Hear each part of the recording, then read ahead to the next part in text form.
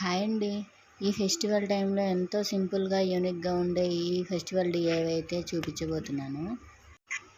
ఇలా మామిడాకులతో ఇలా ఫ్లవర్ లాగా చేసుకోవచ్చు. చాలా సింపుల్‌గా బాగుంటుంది. ఒకసారి మీరు కూడా ట్రై చేయండి. నచ్చితే కనుక లైక్ చేయండి, షేర్ చేయండి, సబ్స్క్రైబ్ చేయండి.